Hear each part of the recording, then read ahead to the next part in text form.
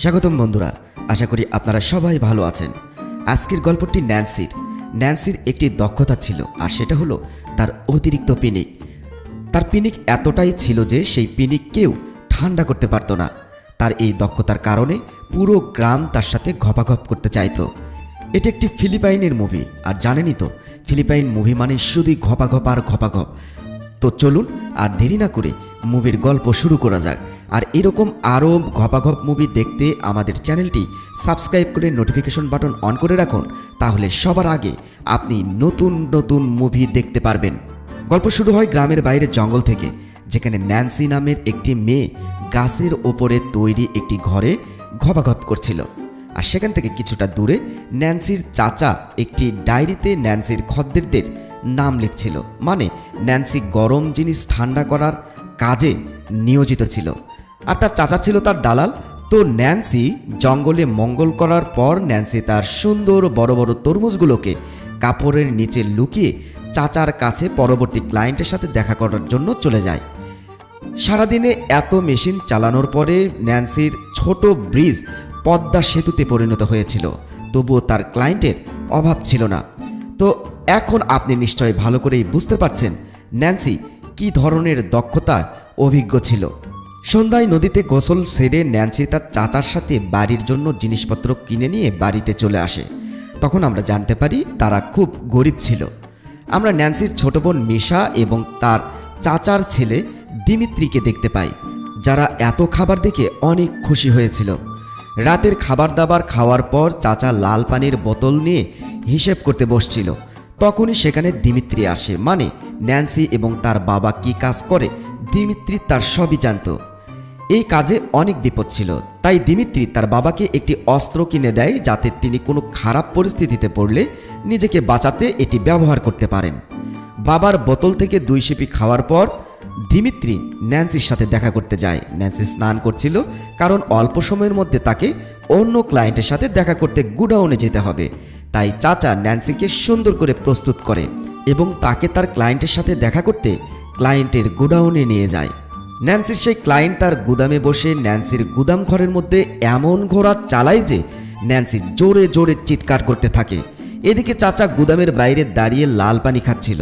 কিন্তু ন্যান্সি যখন কষ্ট পেয়ে চিৎকার করতে থাকে, তখন চাচা গুডাউনের ভেতরে এসে খদ্দেরকে থামতে বলে, কিন্তু মক্কেলার কিন্তু থামতে রাজি হয় না।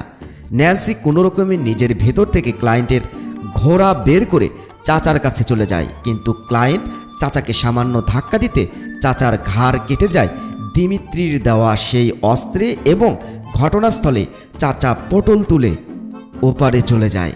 এদিকে পুরো বাড়িতে শোকের পরিবেশ বিরাজ করছিল। এখন ধীরে ধীরে তাদের টাকাও ফুরিয়ে আসছিল, কিন্তু এখনও চাচার ফোনে ক্রমাগত ক্লায়েন্টের ফোন আসতে থাকে। তারপর ন্যান্সি সেই ক্লায়েন্টের কল অ্যাটেন্ড করতে বাধ্য হয়। তারা তাকে মিটিংয়ের জন্য ডাকছিল, কিন্তু ন্যান্সি একা যেতে পারবে না, তাই দিমিত্রি তার সাথে যাওয়ার সিদ্ধান্ত নেয়। ন্যান্সি যখন তার ঝিলে ক্লায়েন্টদের সাথে সাঁতার কাটছিল, দিমিত্রি তখন চাচার মতো ডায়েরিতে হিসেব রাখার কাজ করে। সারা রাত ধরে ন্যান্সি ঘপাঘপ করার পর দিমিত্রি যখন ন্যান্সির সাথে বাড়ি ফিরে যাচ্ছিল, তখন ন্যান্সির মনে পড়ে এক খদ্দেরের কথা, যে তাকে ঘপাঘপ করার জন্য অনেক টাকা দেবে বলেছিল। তাই তারা দুজনেই সেই লোকটির কাছে চলে যায়। ন্যান্সি সেখানে গিয়ে জানতে পারে লোকটি ওই গ্রামের লালা। লালা মানে গ্রামের সব থেকে ধনী মানুষ।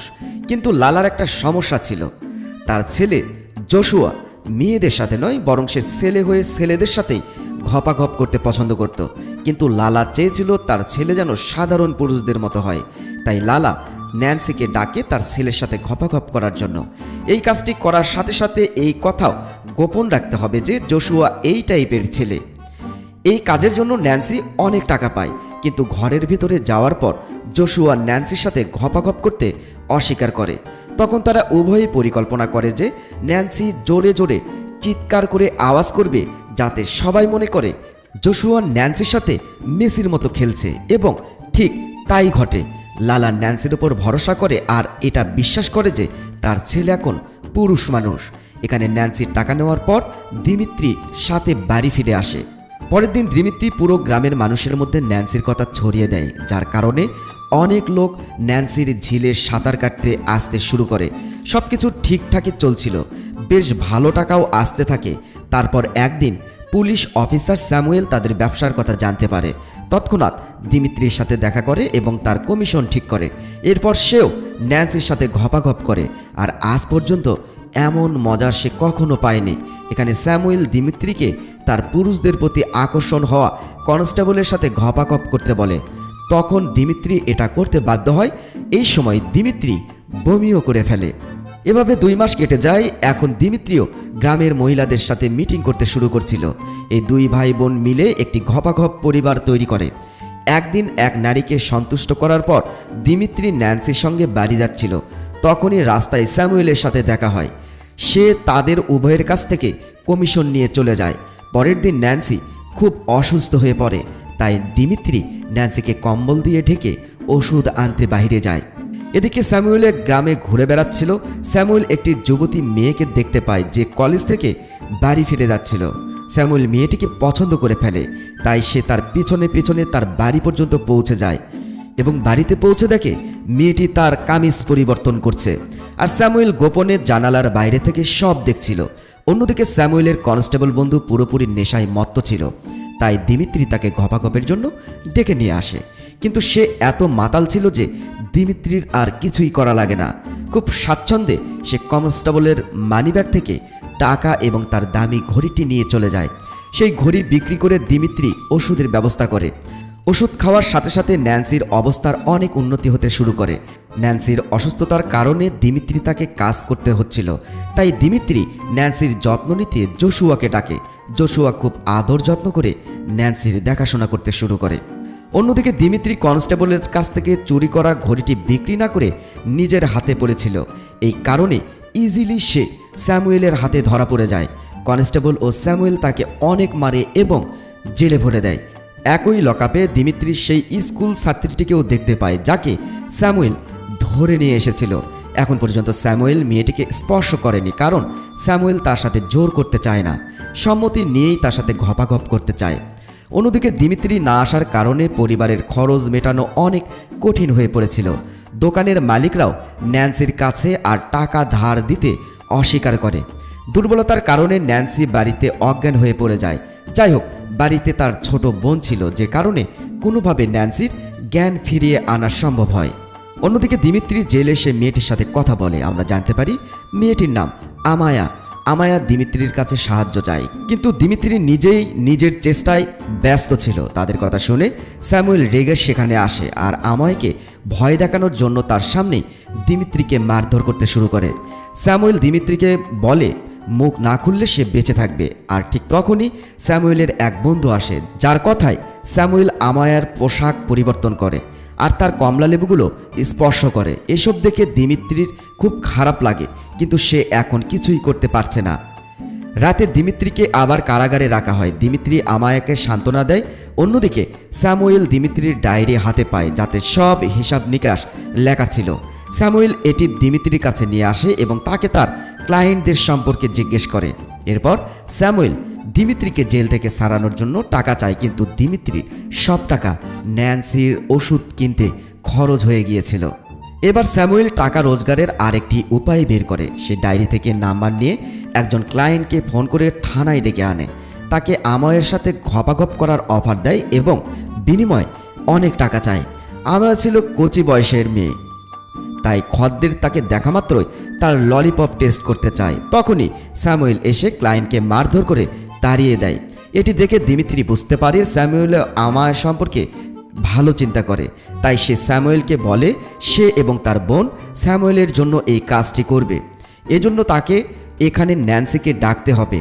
তাই স্যামুয়েল তার লোক দিয়ে ন্যান্সিকে একটি বার্তা পাঠায়, আর ন্যান্সি বার্তাটি পেয়ে সাথে সাথে থানায় চলে আসে। এখানে দিমিত্রি আমায়কে বোঝায় তার বোন শীঘ্রই থানায় আসবে এবং তারা সবাই এখান থেকে বের হয়ে যাবে। কিন্তু ন্যান্সি আসার সাথে সাথে স্যামুয়েল তাকে আমায়ের সেলে তালাবন্ধ করে দেয়। ন্যান্সি বুঝতে পারছে না এখানে আসলে কি হচ্ছে। তাই স্যামুয়েল তাকে স্পষ্ট জানিয়ে দেয় যে আমায়াকে ঘপাঘপ করতে রাজি করতে হবে, যাতে সে স্যামুয়েলের সাথে ঘপাঘপ করে। এরপর সে তাকে এবং তার ভাইকে ছেড়ে দেবে। তাই অনিচ্ছা সত্ত্বেও ন্যান্সি আমায়কে স্নান করিয়ে প্রস্তুত করে। সবকিছু রেডি হওয়ার পর স্যামুয়েল আমায়কে তার সাথে বিছানায় নিয়ে যায়। আমায়া বারবার না বলা সত্ত্বেও স্যামুয়েল তার সাথে জোর করে। প্রথম দিকে স্যামুয়েল আমায়ের সাথে ভালোবেসে কথা বলছিল, তারপর হঠাৎই তার পিনিক উঠে যায় আর জোর করে আমায়ের ঝিল থেকে পানি বের করতে শুরু করে। আর এটা আমায়ের প্রথমবার হওয়ার কারণে আমায়ের চিৎকার থানার বাইর থেকেও শোনা যাচ্ছিল। আমায়ের চিৎকার শুনে ন্যান্সি ও দিমিত্রিও জেগে ওঠে। এদিকে ঘপাঘপ শেষ করে স্যামুয়েল আবার তাকে সেলে বন্দি করে রাখে। ন্যান্সি আমায়কে কিছু ব্যথানাশক ওষুধ দেয়। রাত নামার সাথে সাথে স্যামুয়েল আবারও দ্বিতীয় রাউন্ড খেলার জন্য ফিরে আসে, কিন্তু এবার ন্যান্সি তাকে থামিয়ে বোঝায় এবার তার একটু অপেক্ষা করা উচিত, কারণ আমায়ের এটা প্রথমবার ছিল, তাই তার একটু বিশ্রাম প্রয়োজন। আপাতত আমায়ের পরিবর্তে ন্যান্সি নিজেই স্যামুয়েলের সাথে ঘপাঘপ করবে। এটা শুনে স্যামুয়েলও রাজি হয়ে যায়। স্যামুয়েল আমায়ের সামনে ন্যান্সিকে তার ঘোড়ায় বসিয়ে দেয়, আর ন্যান্সি যেভাবে তার ঘোড়া চালাচ্ছিল আমায়কে সেভাবে শিখতে বলে। কিন্তু স্যামুয়েল ন্যান্সির সাথে ঘপাঘপ করতে এতটাই মগ্ন ছিল যে কিছু বোঝা ওঠার আগেই দিমিত্রি তাকে মেরে পটল তুলতে পাঠিয়ে দেয় আর নিজেদের মুক্ত করে নেয়। এ সময় আমায়া পুলিশের সেই লাঠি তুলে নিয়ে রাগে স্যামুয়েলের পিছনের রাস্তায় ঢুকিয়ে দেয়। এটা করে আমায়া কতটা শান্তি পাচ্ছিল তা তার চেহারায় ফুটে ওঠে। স্যামুয়েল ঘটনাস্থলে পটল তোলে, তাই তারা বাড়িতে গিয়ে সমস্ত জিনিসপত্র গুছিয়ে সেখান থেকে পালাতে শুরু করে। ইতিমধ্যে জোশুয়া তার গাড়ি নিয়ে সেখানে চলে আসে, কারণ সেও ন্যান্সিদের সাথে গ্রাম ছেড়ে পালাতে চায়। সে তার জীবনটা উপভোগ করতে চায়, তাই পরের দিন তারা সবাই গ্রামের বাইরে চলে যায়। এখন দিমিত্রি আমায়ের সাথে সম্পর্ক হয়েছে। এখানে তারা একে অপরকে সাহায্য করার জন্য একে অপরকে ধন্যবাদ জানায় এবং সবাই তাদের জীবন নিয়ে সামনে এগিয়ে যায়। শেষ দৃশ্যে আমরা দেখি তারা সবাই তাদের নিজ নিজ সঙ্গীদের সাথে ঘপাঘপ করে খুবই খুশি ছিল। আর এই মুভিটি এখানেই শেষ হয়ে যায়। ভিডিওটি ভালো লাগলে অবশ্যই লাইক, কমেন্টস, শেয়ার করবেন ফেসবুকে। আর আপনি যদি আমাদের চ্যানেলে নতুন হয়ে থাকেন অবশ্যই সাবস্ক্রাইব করে নেবেন। অলরেডি যারা সাবস্ক্রাইব করেছেন তাদের অসংখ্য ধন্যবাদ।